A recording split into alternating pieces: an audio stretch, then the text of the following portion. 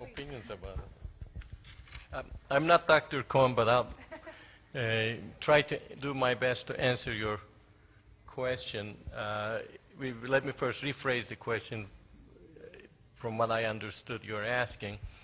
The role of politicians, the presidents of countries such as Ecuador or United States in innovation, science, and technology. Does it have to be part of the political process? The answer to that is absolutely yes. The politicians need to be fully engaged in the process.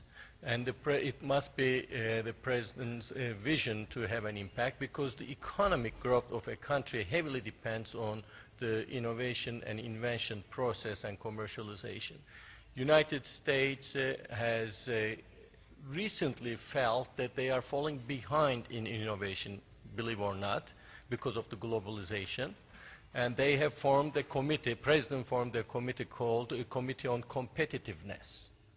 And it's a new committee of about 50 people from industry and academia who are interested in the future of the United States and how United States wants to stay ahead of the innovation process. And so they have, it comes top down from the political process. The other one is typically politicians decide what percentage of the GDP, gross domestic product, is allocated to research and development. The countries who do well, Japan, Germany, and United States, so on and so forth, they typically allocate 2 to 3% of their GDP to R&D. In the United States, just NSF and NIH is about $40 billion. And there's about $200 billion more coming from other sources into the innovation process. The countries who are not very competitive in the landscape, they spend 0.1 to 0.5% of their GDP, and a lot of that gets bogged down with all the political infights. So it's very important to have a vision for innovation. It's very important to allocate the funds for implementing that vision, but it's also very important to step aside and don't politicize the R&D organizations and academia. Just step out of the way of smart people. Just fund them, let them go in the direction of passion, because if enough people go towards their passion, things will happen.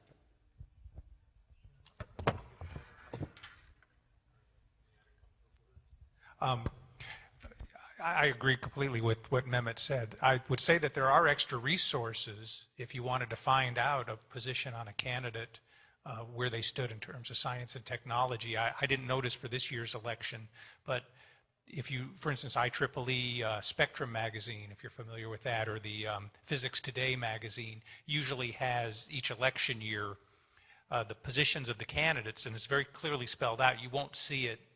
You won't see it when they just hear them on TV, but if you look at it there, you'll see what they're doing. The other thing is, if you, I don't know if you get C-SPAN, which is our live broadcasts of the House and the Senate, as well as the committee meetings. So when you listen to these committee meetings, I'm not sure which committee that is, but if you listen to I'm really impressed with our congressional committees, in that when they discuss a topic, they get such good experts in, and you can really learn something. Like, I know regularly National Science Foundation goes up and briefs probably the Commerce Committee, because they're in the Department of Commerce. So they go up and they brief them. And there's a real, it's very active. I mean, my program manager goes to Capitol Hill and briefs these committees. They go with pictures of our research, with success stories, with outstanding impacts of the National Science Foundation. So below the scenes of national politics, but at those committees, there's a lot that's getting done. And the National Nanotechnology Initiative in the United States was developed on this very basis.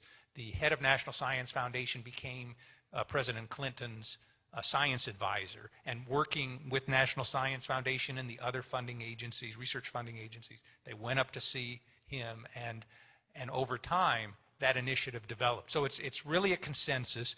And then one other place to look for resources is the National Academy of Sciences has these books that they put together, which are these